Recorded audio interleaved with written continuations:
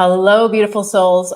Welcome to another edition of Awaken Inner Wisdom. I have a few technical glitches happening. I'm doing something new today. So I am so excited to have you here. And I'm excited for today's questions because they focus a lot on patterns in relationships and why they keep showing up. And when our partners are really triggering us in ways that feel familiar, we know on a soul level that we've been here before. So, based on today's submitted questions, we'll be exploring a lot about the mirror effect, how relationships reflect your unseen parts of yourself, and what it really means when you're triggered, and how to tell if it's projection or truth, and why conflict can actually be one of your greatest teachers. So, together, we'll work through this so we can move forward instead of marinating in these old patterns and programs that are no longer serving us.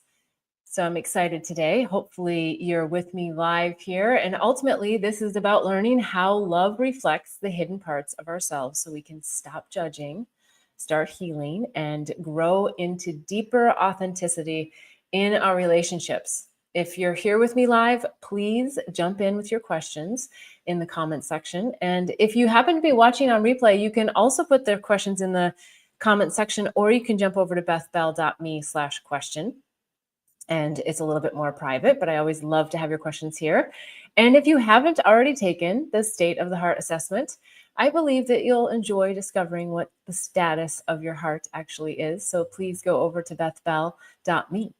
All right, I'm going to jump in here and get myself over to the questions that were submitted for today. All right, I'm happy to have you here with me live. Okay, question number 1. And if you are on with me live or you're watching this on replay, would you just say yes? Because I see that I might not be going live on one of my streams, and I would just love to know that you're actually everything's working here, because I'm doing something a little bit unique and different with the show with technology. So I would love that. Okay, so question number 1. Question number 1. Why do I keep attracting the same type of partner even though I've done the work? And maybe a better way to say that is that I'm doing the evolutionary work. I think it's the word work that always feels so dragging, doesn't it? It feels so heavy. It feels like, we're doing the work. And we are technically doing the work.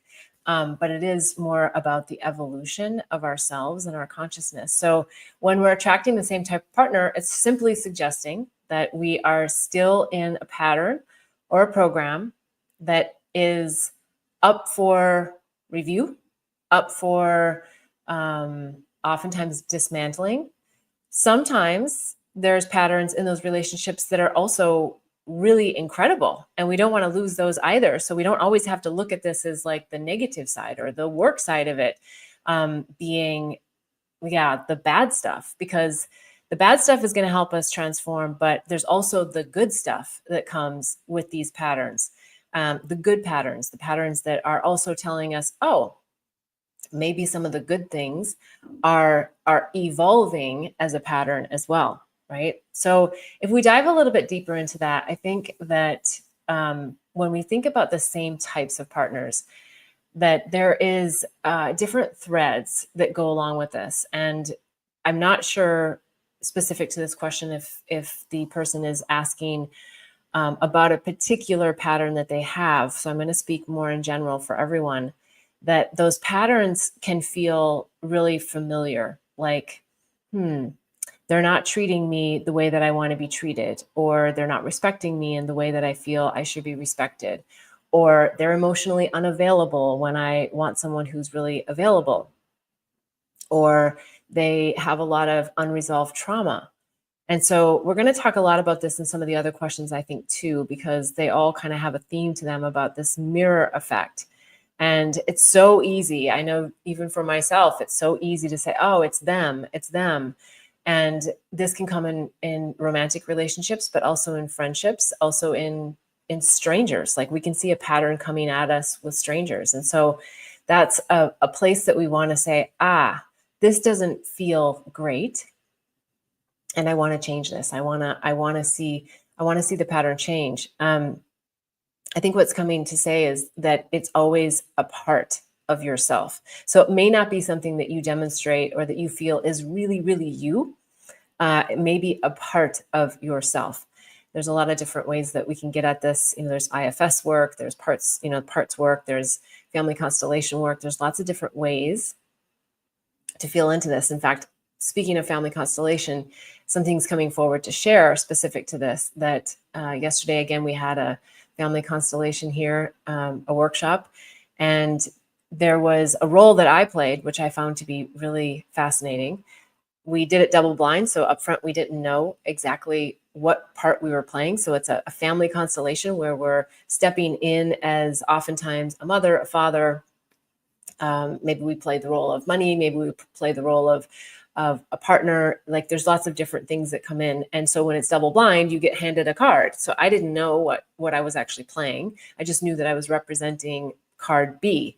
And so it wasn't until later, almost till the end, where I found out what I was playing.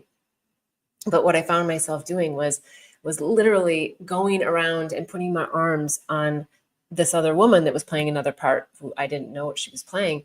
And we were connecting. We were connecting on a heart level. Like I felt like my heartbeat was her heartbeat. It was bizarre for me, even because I don't know that in family constellation I've played such an intimate role. And again, it's nothing about sexual intimacy or anything like that. It was a connection that I had with her heart. And I just like kept pressing my body up to hers in this family constellation. I mean, of course I asked her, are you okay with this? Because we knew we were playing parts. It wasn't about, Beth and this other lady. It was about what we were trying to heal for the individual. So we're pressed really, really tight.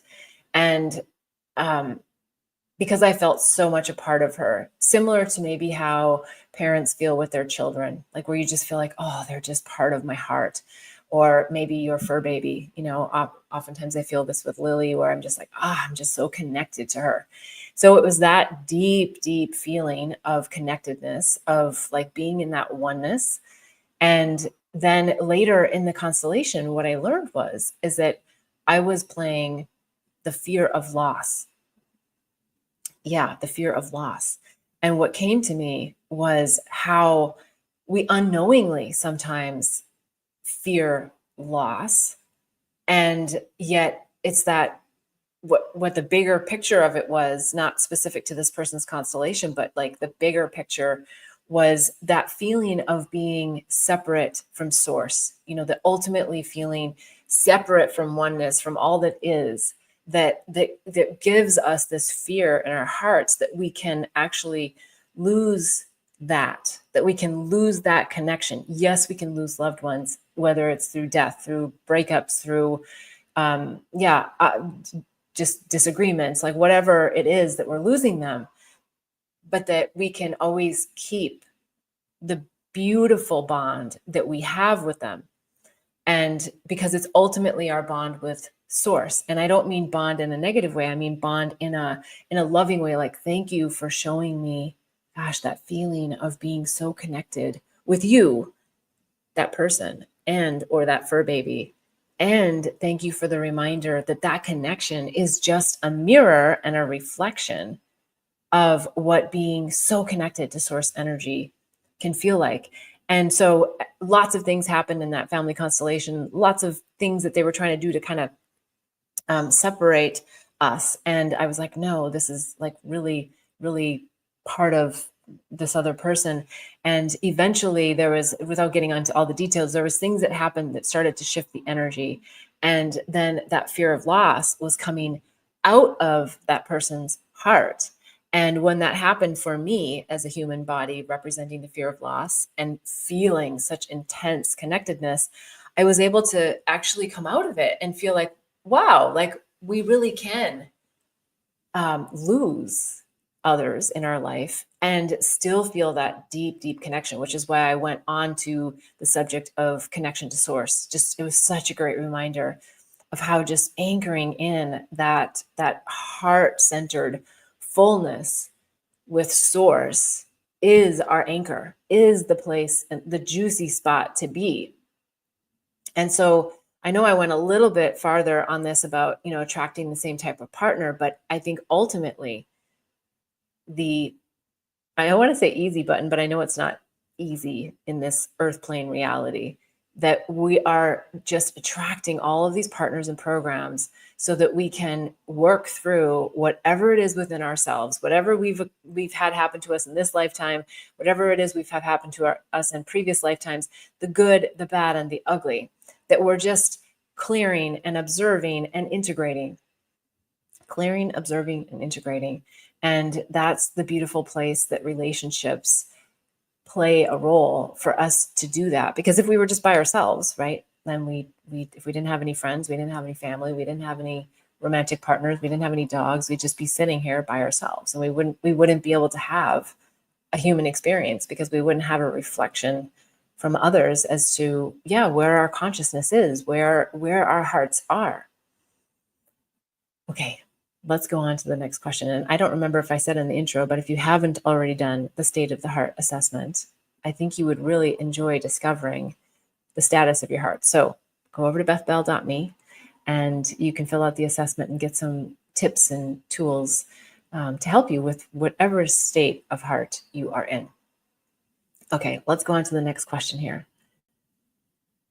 How can I tell if my triggers are about me or about their actual behavior? This one I like because it's very integrated within itself. And there are times when the train says yes. I don't know if you can hear that. There are times when it is very much about someone else's behavior. They've done something very specifically that then has triggered you to feel a certain way. And it's not necessarily, it's still your trigger because you're the one that's triggered technically, but it is their actions. And oftentimes the trigger, if it's not something, I'm going to answer this two ways, but if it's not something that's yours, then you are responding to their action in a way because they're not taking personal accountability for their behavior. And that can cause a trigger. And that's a place that can get really sticky because you want, need, desire to have your partner work with you and with themselves as to how does that behavior actually make the partner feel. And so sharing as best you can in that moment. Sometimes we can't articulate exactly like how we feel. We just know somatically like, that just didn't feel good. And it feels like a trigger. But it could just be that they're not taking accountability for their actions, and it's causing you to feel unseen, unheard. And that's not a nice place to be. And the best thing to do is to state as best you can, even if it's like, I don't know exactly how I'm feeling or why I'm feeling this way, but I'm feeling something that doesn't feel resonant. It doesn't feel nice for me. And anchoring into that and seeing your partner's response. Because oftentimes, if it's really their behavior, their issue, they'll jump right back at you with oh, it's no big deal, or, oh, you're making too much of this. And when that happens, you know that there is something deeply within them and their behavior that they do not want to see. They do not want to acknowledge. They do not want to take accountability for. So I would say that's part A of this. And part B of this is sometimes our partners like innocently are doing or saying something that we perceive as behavior that we like, yeah, that's not good. And it might be because there's an old program or even just an old trauma, or maybe a recent trauma. Like, for example, if you have been in a relationship previously that someone was not trustworthy, or they cheated on you, or there was something that didn't uphold the integrity of which you live by, and now someone's coming in and acting a way that makes you feel that integrity isn't there. It could be that it's not there, but it's also possible that it is in your, I don't want to say imagination, because I feel like that belittles it. I think that why the word imagination came forward is because it's still the mind.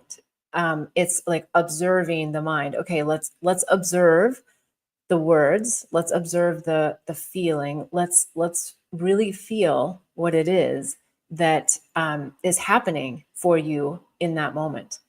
And when we do that, we can go back and say, oh, okay, yeah, that feels very familiar. That feeling feels very familiar to something that is a trauma for me and something I want to work through. And again, I think the resolution of it is very similar, because you can go to your partner and say, hey, this is how I was feeling when this happened. And based on their ability to respond to you, their ability to hold this space for you, will give you a lot of information about where they're at in the relationship with you, but also where you're at with your relationship with yourself, and really anchoring in to your own accountability. So part A was, yeah, what's their accountability if it's really their issue and it's just a pattern that you have together. And part B is, yeah, well, maybe it is actually your issue, your trauma, your program, and they're just innocently, asking what you called them in to do. I know I referenced this book many times, but it's A Little Soul in the Sun by Neil Donald Walsh. I love the book. It's so classic in that it's showing how we have these soul contracts with people and how we really are asking other people to say and play these roles. And that when they do these things and say these things, it is that part of ourselves asking them to help us. Whether they, in their conscious mind, know that they're helping us or not is a whole nother topic, but they are helping us. They're helping us to see more deeply into ourselves. All right. Hopefully that's helpful. I love to hear in the comments if you have other questions. Again, if you're on with me live, I'd love to hear if you have a question about this specifically, or something completely different and something that's weighing heavy on your heart. All right, let's jump into the next question here. Why do I get so angry when my partner does certain things? Is that a mirror? I think that it can be perceived as a mirror, because everything is a mirror technically in relationships.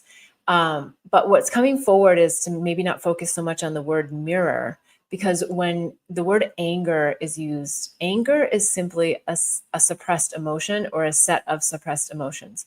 So somewhere along the line, this has happened either several times, or you haven't been able to articulate your own emotion. You haven't been able to say what it is, or you knew what your emotion is, but you chose not to. And that's often where the anger, becomes a teapot and a kettle that boils and boils and boils. And then eventually the whistle goes off and you're like, wow, I'm really upset about this. And you may go, how is it possible that I'm so upset about this? What triggered me into that real explosive feeling of anger? And that would definitely be that there are emotions that have been suppressed, and that you've in some way told yourself not to feel that. And I think that's something we get taught at such a young age, is to not feel our feelings, to not ruffle others' feathers, to be the mediator. Not everybody, but I think for a lot of us awakened folks, we're always trying to get the lessons. We're always trying to learn and maneuver in a positive way. Like, how can I be my best self? How can I show up for the other person? And sometimes we don't show up for ourselves, and we don't show up for our own feelings and our own emotions. And that then translates to anger down the road somewhere. And it doesn't have to be about time. It could be that there was 3 things that happened on the same day. You were late, you were late, you were late. You told me 5 minutes, you were 15, you told me 15, you were 20, and then boom, it results in anger because you're feeling disrespected. So it doesn't always have to be like, oh, I've been harboring this for, weeks or months or years. But it can also be that it's just an old wound. I know that time is something that I love to be in flow with, and I love to be in divine timing, and I love to just, have things kind of align when they're meant to align. And then there's times where I'm like, okay, but we are in this reality, and I do like to show up to be on time, especially if other people are relying on me, because then I feel like I want to participate in the divine time that we set to meet and have intention, to get together, to have conversation, to have a meal, whatever it is that we're doing. And so when people disrespect my time, I know that I've noticed that in my relationships, that can trigger me quickly. And I reflected on it even recently, and I'm like, why does that bother me so much? Well, there was two things in this particular scenario I'm thinking about. Number one, that same person kept not keeping the commitment to time.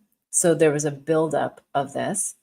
And secondly, it made me think of my dad. And I love my dad. My dad is an incredible man, but he has no concept of time. He's just like flowing in his own river. And he doesn't realize that there's other people trying to flow in the same river, trying to coordinate and get into the same boat at the same time to have a shared experience. And that has caused me to have a quick reaction oftentimes when people do a similar thing, because it's not something that I've been able to heal within myself quite yet. It's not something I've been able to heal within. He's been able to heal within himself. I'm not here to heal him.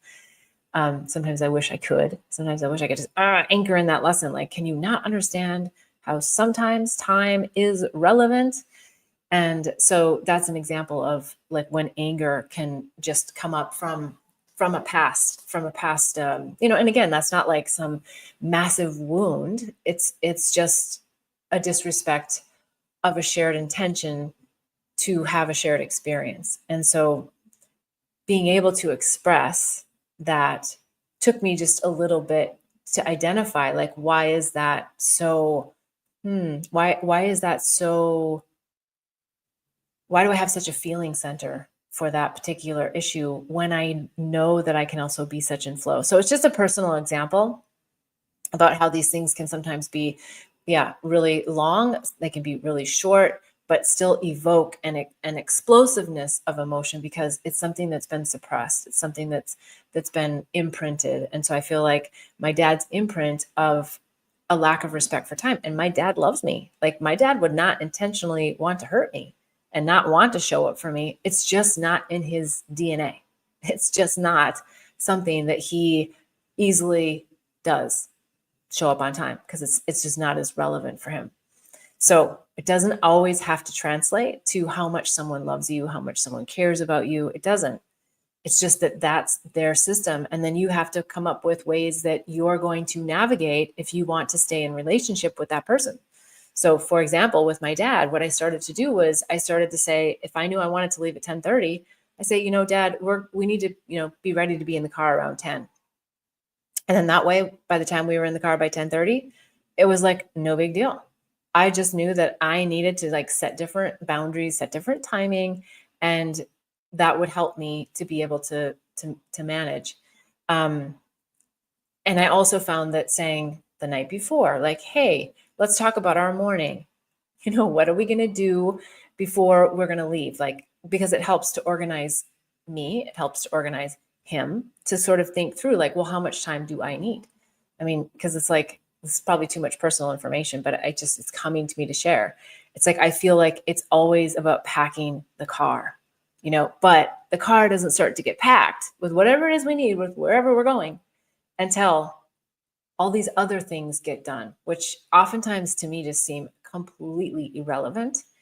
And a lot of times, honestly, I think they are, but they're the things he needs to piddle with, the things he needs to do, the things that, and so that's also a way that we can sometimes organize ourselves and expectations with someone we love that we don't want to continue to have the same pattern with, but we can, without manipulation, but with intention and love, start to set up the scenario for success. Because what I also realized in that situation was that oftentimes I was setting us all up for it to go bad, like the opposite of success. I don't know, for some reason it's not coming to me the word I'm looking for, but I would set it up because I would just expect that this was going to happen. And so without those extra guardrails, boundaries, communication points, I knew it wasn't going to go in a good direction. And so I almost like helped set up failure, I guess was what I was trying to say. And so, just taking in that consciousness of from a loving place, like, what are the limitations of the other individual, and doing your best to maneuver and flow within divine timing, but also with some structure. So I know I went off a little bit extra on that, but it felt relevant to share. Okay. And any comments? I'd love to hear in the comment section.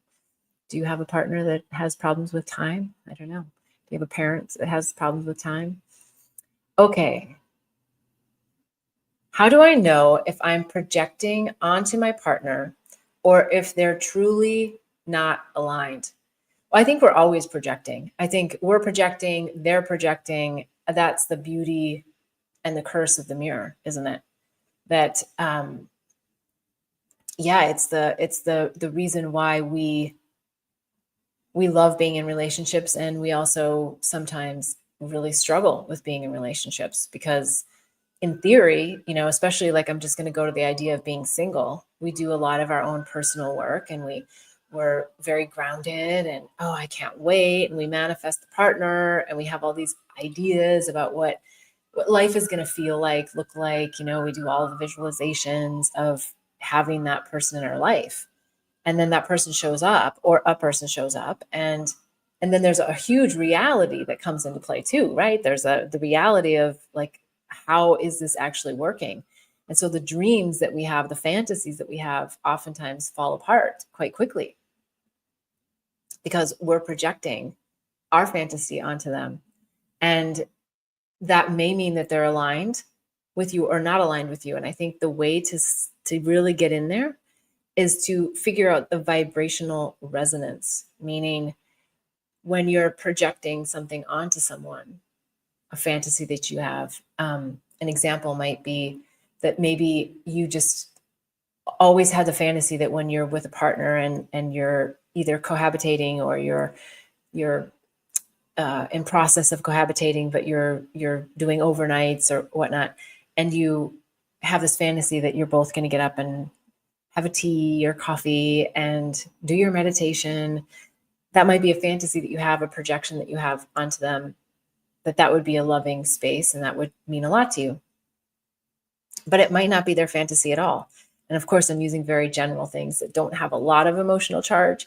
But then when we get into the relationship, we're like, oh man, they don't get themselves out of bed. They, whatever it is, then we're projecting our own view of what that relationship should look like as opposed to loving them for who they are. Now, it may be that you don't want someone that sleeps in until 8 o'clock if you're a 6 o'clocker and you want to have that time. Or it might be that you say, you know what, actually, as we move into cohabitation, or maybe maybe this is relevant for someone out there that's married and been living with someone for a while, that I'm going to give up that idea that person has to mirror my schedule and say, you know what, those 2 hours are my sacred time. That's the time that I want to do my routine, and I'm going to allow them to sleep in and they can do their routine in the evening and I'll go to bed early. So it doesn't always have to be that the discord and the projection of your fantasy has to end in some negative or breakup or anything like that. It can just simply be that you're just accepting them for who they are, and you're not allowing that to take you off course. So again, the alignment, I think, comes in is how vibrationally resonant is that for you to make that shift?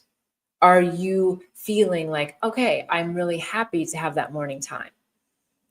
So if you're feeling resentment for it and you're like, I don't like that I have to do my own thing, and I don't like that they're doing their own thing, then that's not in alignment. So it's like, how do I actually feel about it? Can I make a shift? Can I make a change? Can I come up with, in a way, a compromise? I don't really like the word compromise, but in this case, it feels a little bit relevant that you're saying, I want to just honor what really feels resonant for them and honor what feels resonant for me and see if we can be aligned on that, even though we're not aligned on the time. So I think there's lots of ways that we can help become aligned on an issue or a preference that is misaligned. And I think that's also a really important point here, is it a preference or is it something, because what I just talked about, I think is more on the preference scale, but it might be that this is just coming. It might be that you want to go to church or a religious event or a spiritual event, maybe you want to go every Sunday. Maybe you have something that you go to every Wednesday night, or, it could be something that's like really, really part of who you are. And they may say, oh, I don't want to do that. I don't want to be part of that. I don't believe in that. And so that gets into another place of alignment that's quite different. That's beyond preference. That's more in the, are they aligned with my morals, ethics, values? Are we aligned in that sense? And are we aligned in our beliefs? So that's a really important differentiating factor to be able to understand, is it just a preference, or is it really something that I'm anchored in, that's part of my essence, that's part of who I am? And do they respect me for that? Are they aligned with me on that? So that's a really important differentiator, because there's so many shades of gray on where we're at in relationships and how important things may be, and things that we just want to let go of, and things that we may feel like I'm going to follow my sword for this. But those are the things that are also going to be the big lessons, and oftentimes the things that break apart the sacred container that you are either in process of building or you've built, and you may have to dismantle. All right. I always look forward to your comments about the questions and the insights that flow through. So please don't hesitate to write in the comments. And if you have something that's weighing really heavy on your heart and you want to go deeper, you can always go to bethbell.me. There's lots of new sessions that I've opened up, 30 minutes, so we can get in, quick, pull through the insights specific to what's weighing heavy for you. Or you can do a one-on-one hour, or you can also look into this intuitive soul advising, which is a monthly program, and a very, very limited, but I would love to hear from you if you have any interest in working more closely on your soul and your ascension journey. Okay, let's jump into the next question. How do I stop judging my partner and instead use the mirror for my own growth? This one is oftentimes something that I know for myself. I don't necessarily see myself as judging. And then I look back and I go, oh, yeah, I was judging because I'm here on something and they're here on something. And I was then projecting my idea about what I thought was the right way, or the aligned way, or the way that works for me. So again, I feel like it goes back to that concept of loving the person for exactly who they are. And if you can't do that, then identify what are the things that I feel like I can't love, that I can't put up with, I can't deal with, I can't be in relationship with. And when those things start to outweigh the things that you do truly love about the person, then the hard decisions come. Then we have to make those decisions to either dismantle the container that we have with them and move on, or do we need another level of integration with each other? And that's going to come simply based on both partners and their desire for growth, their desire for evolution. Because a lot of times people don't want to evolve. It's such a weird concept to me. Like, why wouldn't you want to evolve? Like, why wouldn't you want to be even a better version of yourself? Like, why would you just want to stick in patterns that aren't serving you, that are creating chaos, that are creating, but it happens because not everyone's ready to wake up. And I think that's, really the core of the show is about, even though we don't talk about heartbreak on every show, it is that heartbreak and that heartache that can either put us on our knees or just get us twisted up inside enough so that we say, I got to pay attention. I got to pay attention. And even when we pay attention, sometimes it takes a while to move through. It takes a while to bubble up whatever it is that ultimately, because a lot of times it's hidden. It's not like, what's on the surface. It's actually something so much deeper. It's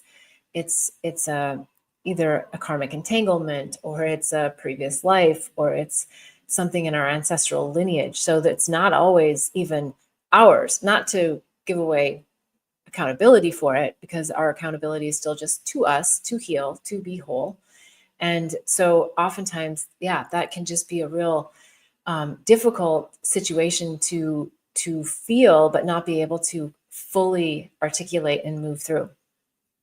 Okay, I know I moved off that a little bit because it's about how do I stop judging my partner instead of using the mirror for my own growth. And if you're asking these questions, you are absolutely using the mirror for your own growth. It's when we keep repeating, and I do this many times myself, so I know how easy it is to fall in to repeating patterns and lessons, but it just means, and the harder it is to get out, like, why can't I stop thinking about this person? Or why can't I move on from this person? Why can't I? Why can't I? Why can't I? It's that question is sometimes so painful because we have awareness and yet we're just not there to take like full embodied action. And it's because there's still some part of us that is wanting to hold on. And oftentimes it's something so much deeper. It's not about that person a lot of times. It's about something deeper. And the family constellation that I spoke of in the other question comes to back to mind. It is that fear of separation, that fear of loss, that fear of uncoupling that can keep us held in situations much longer than we want. But there's always something juicy, and the harder it is sometimes to actually uncouple, the deeper, the juicier the lesson. And so be soft on yourself. And I can say this for me personally, because I am often really hard on myself when I know something to be true and I feel it and I just can't quite get there. It's a choice I know I need to make. I have to go back and anchor in. Oftentimes I'll call a friend and say, this is what's happening. This is what's going on. A friend that's not in the drama, a friend that doesn't have, as one of my friends likes to say, a horse in the race. Someone who can just reflect back, like, here's what I'm hearing you say, here's what I'm hearing you feel, here's, and that just can help you anchor in to whatever the discord is so that you can continue to go deep into whatever that pocket is, whatever that piece is, whatever that part is that just needs more attention, that needs more acknowledgement, that needs you to break through the fear, because that's all it is. It's either fear or it's love. It doesn't mean you don't love yourself. It doesn't mean that you're not capable. It just means that you're just not 100% there, ready to let go. And as we know, many of you on this show have been here before, where it's like you just hung on, whatever it is, to a job, to a friend, to a spouse, to, you knew that the soul contract was over. You knew that the lessons were learned, and we hang on. And then once we let go, and we truly let go, we know the relief. And we look back and we go, oh, geez. I can say that about so many of my relationships where I just hung on thinking that it was going to go to the next level. They were going to step through to another place, and then eventually letting go. And then, even in some cases, finding out things that intuitively I did have a pulse on, but I just didn't want to see. And then realizing, like that, it's kind of like that dumb moment where you're just like, why couldn't I just let go? But be soft on yourself, because letting go is a big deal. It doesn't have to be, but oftentimes it is. So just feel into, what do I need to really let go, and start to set up, what is that? I don't like to call it a plan, but what is that? Yeah. What is that support system? What is that would help me to be able to really anchor in letting go of something that's no longer serving me? All right. Hopefully that's helpful. I'd love to hear your comments. Okay, let's jump into the next question.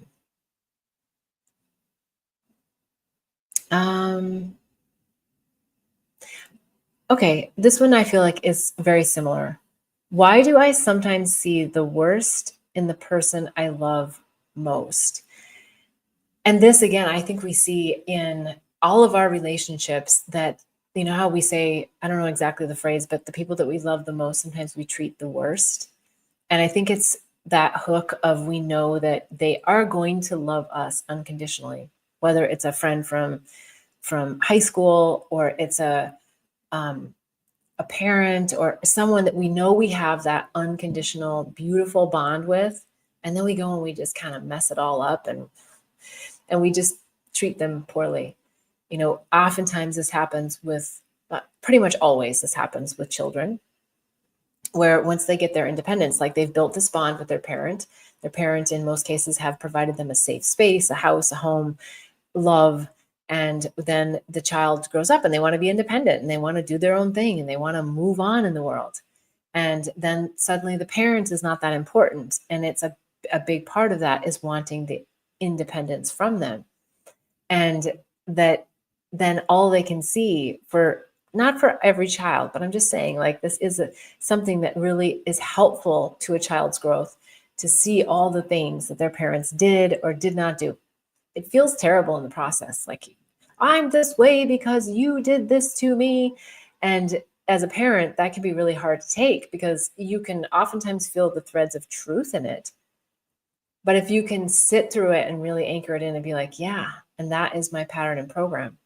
And I'm going to work to release my own pattern and program without any attachment to whether or not my child is going to anchor that in themselves. Because once we shift our own energy, we have the power to shift the field.